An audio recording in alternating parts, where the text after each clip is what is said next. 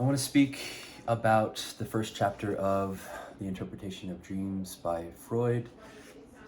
This is part of my self-study in psychoanalysis to learn about it. This work is considered one of his best or one of his most well-known, and it's a good place to begin, or it's a part of the beginning for me. So I'm just gonna speak a little bit about what I got and learned from the first part of the first chapter, which is titled The Scientific Literature Dealing with the Problem of Dreams. I'm gonna talk about just the very beginning. What comes next is the subchapter A. It goes from A all the way to H. The next one being A, the relation of dreams to waking life. But beginning with just the initial portion of the chapter, I think is important, and it's a good start. This book was completed in 1899, published in 1900. And so it was early-ish in his thought and conception about psychoanalysis, the unconscious. Up to this point, he had been exposed to a lot in terms of the medical profession and his own thinking, hypnosis and Brewer's kind of approach or experimentation with this idea of kind of a free association, the effect that allowing or encouraging one to speak openly about had on the person's sense of well-being. And so this, of course, interpretation of dreams comes after studies in hysteria.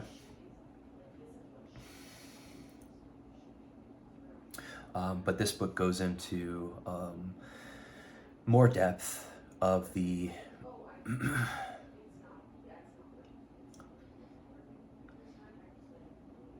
topographic model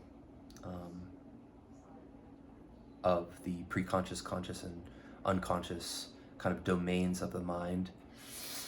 But that is to come later.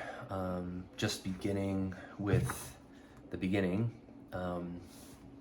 He starts by speaking about how what he's going to speak about here is that there's a technique, there's a method of interpreting dreams that, when employed, will reveal through the dream a physical or psychical structure that has meaning, that can be associated with aspects of the person's waking life. So, of course, the method he's speaking of is psychoanalysis, that is then going to be applied to the quote unquote, as he refers to it, the problem of dreams. And he speaks about dreams as a problem because dreams are, or were, and still are, I think, they're kind of ambiguous in their source, their meaning, their relevance, the consequence of them or not. What is a dream? It's something that's been studied for a long time. So for him, I believe the use of psychoanalysis to interpret dreams contributes to the legitimacy of psychoanalysis as a valid, reputable method of working with psychic material, because, as we'll find, the effect or the consequences of psychoanalytic application to dreams yields very significant and useful insight and direction and healing and growth and all of these things, where dreams, or the approach to dealing with dreams prior to this, and this is prior to 1900, has yielded somewhat, to be generous, kind of minimal progress. He suggests that basically the use of psychoanalysis to interpret dreams yields the most accurate and comprehensive understanding of dreams. A quote from the first paragraph is that the scientific study of dreams has made very little advance up to this point, and little or nothing that touches upon the essential nature of dreams or that offers a final solution of any of their enigmas. So again, just as we'll speak about more, at this point and up to this point, the approach to understanding and interpreting dreams has been interesting, somewhat helpful in some ways, but ultimately a dead end, and hasn't provided humanity with any substantive method of approach, nor of yielding, right, like meaningful, constructive, reliable results from any methods. So moving on, interpreted analytically, dreams provide insight into a cyclical structure that are tied to mental activities of waking life. This is to suggest that dreams have an association to waking life, as distinct from the idea that dreams are distinct from waking life. So there are some theorists of the past that he reviews that suggest that this is a distinction in understanding. This is part of the kind of I guess like a choice point, an area of confusion, an area of difference among philosophers and thinkers about dreams. Some suggest that there is no connection between the waking experience of a person and their dream life. Others insist that there is a direct and meaningful connection between waking life and what occurs in dreams. So Freud would then be on the side of kind of giving his vote to very enthusiastic way to the idea that there is a connection between what occurs in dreams and the person's waking life. Moving on a little bit here, ancient accounts of the nature of dreams, and even into the days of Freud, tended to reflect a supernatural worldview. So here he's going into just a kind of a brief kind of overview and summary where he's pointing out pointing out the fact that the way people understood dreams in antiquity was a reflection of their worldview, which is, of course, the same for us today. Their worldview being much more animistic, supernatural. So dreams would then naturally be considered or be understood through that lens of the supernatural. Here's a quote: "They took it as axiomatic that dreams were connected with the world of superhuman beings in whom they believed, and that they were revelations from gods or demons." So of course this is a frequent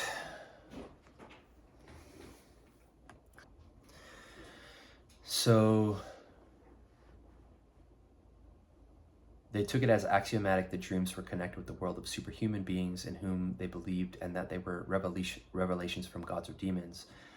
So dreams were generally regarded as meaningful, yet often unclear, leading to insecurity about hidden but important meanings.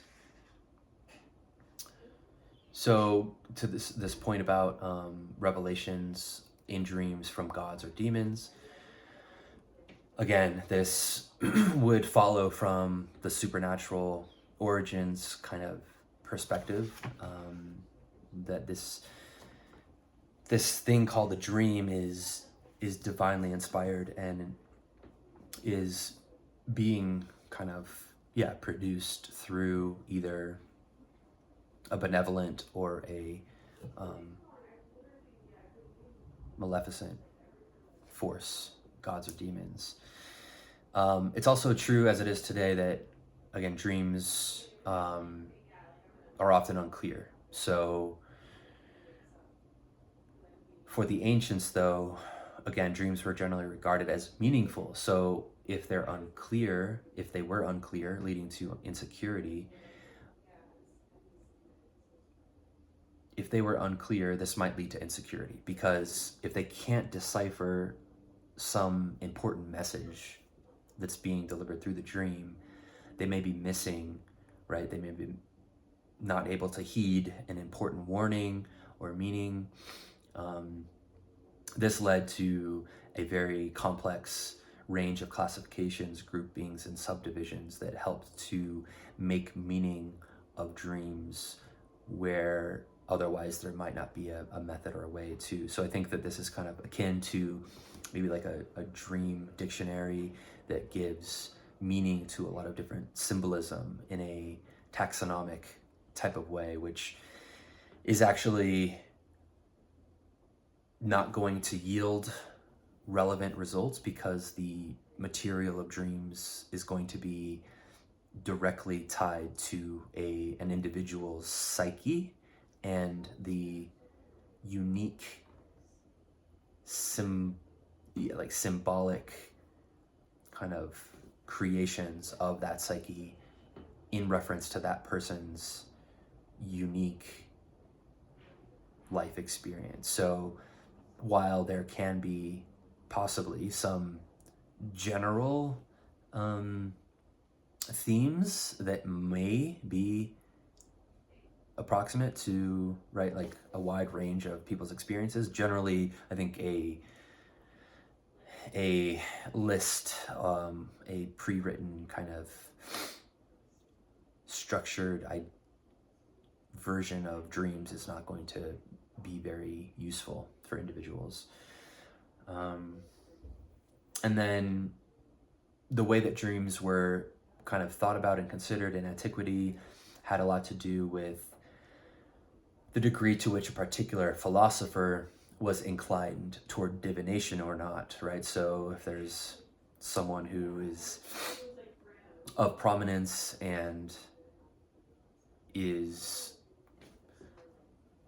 inclined to philosophize on the meaning and purpose of dreams, who is also inclined toward divination in general, they're going to likely include a kind of a supernatural element, divine intervention into the comprehension of what dreams are or are not. He points out that there are two consistent currents in dream understanding throughout the ages. There tends to be the idea that there are truthful and valuable dreams sent to warn or foretell the future, and that there are vain, deceitful, worthless dreams sent to mislead or destroy the person. Again, sent by and for something beyond, someone beyond, probably not the psyche, some type of supernatural being or entity that is helping or hurting.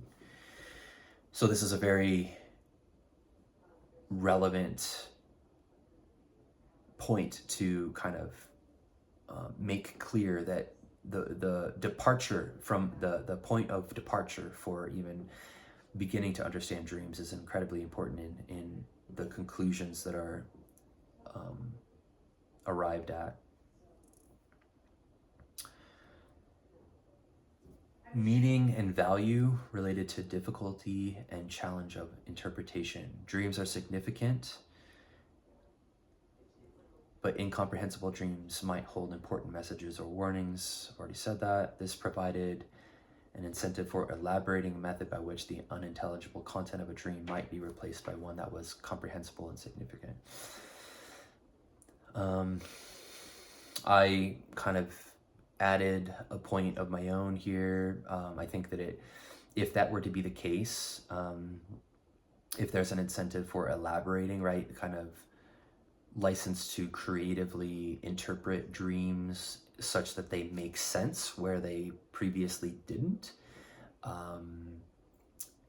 I could see this leading to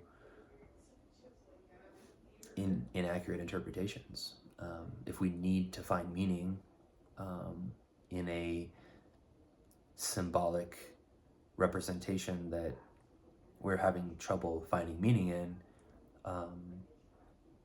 we very well may generate a meaning that is inaccurate.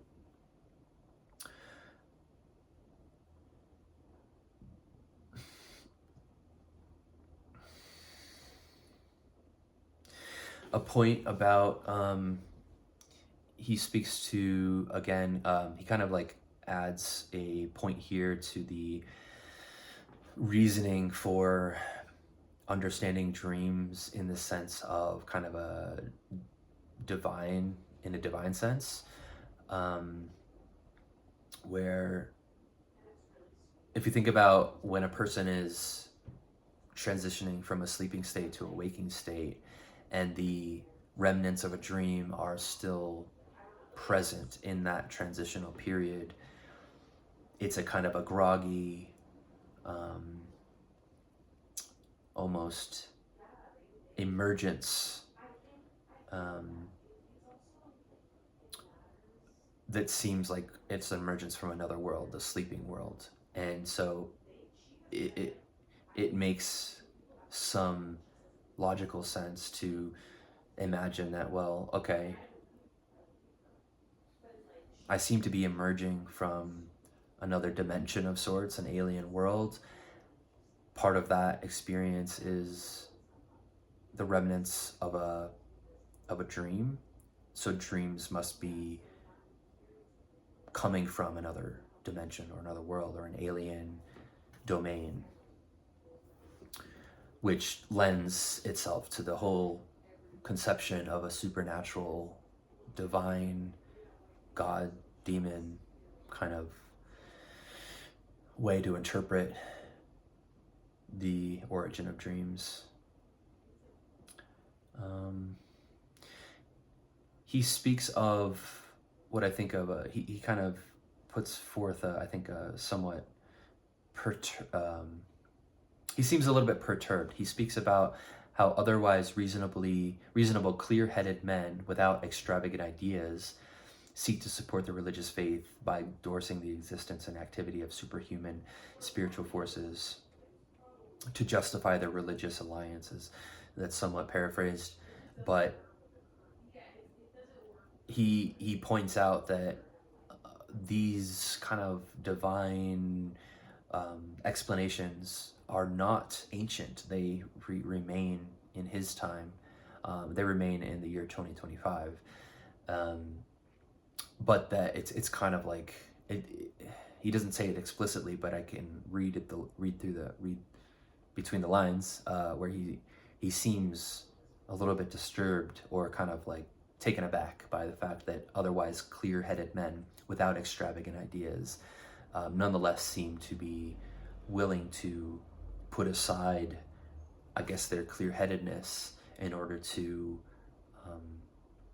justify belief in superhuman and spiritual forces within the domain of dreams that ties to the religious kind of allegiances. So found that interesting. He speaks about how it's difficult to ultimately summarize the history of the scientific study of dreams. He says no line of advance in any particular direction can be traced. No foundation has been laid of secure findings upon which a later investigator might build. So he reflects on the subjects in terms of topics rather than authors. It seems like, there's just such a diverse kind of literature on the nature of dreams, that to summarize the entire kind of corpus would be possible maybe, but not what he is here to do. there was no structured, systematic building upon one another by theorists over time. He suggests it's like each person was kind of starting anew in their endeavor to understand dreams and to theorize about it. So he is unable to really kind of build on any of them. Finally, he mentions that normally dreams are tied to sleep. In terms, when people speak about dreams, they tend to also speak about sleep. But he sees sleep as a separate issue of a physiological nature, and so he is just pointing out that he is not going to be speaking about sleep in this book, but is going to focus on dreams. And that's it for now. The next chapter is a relation of dreams to waking life. I mean, not the next chapter, but the next subsection of chapter 1, the relation of dreams to waking life.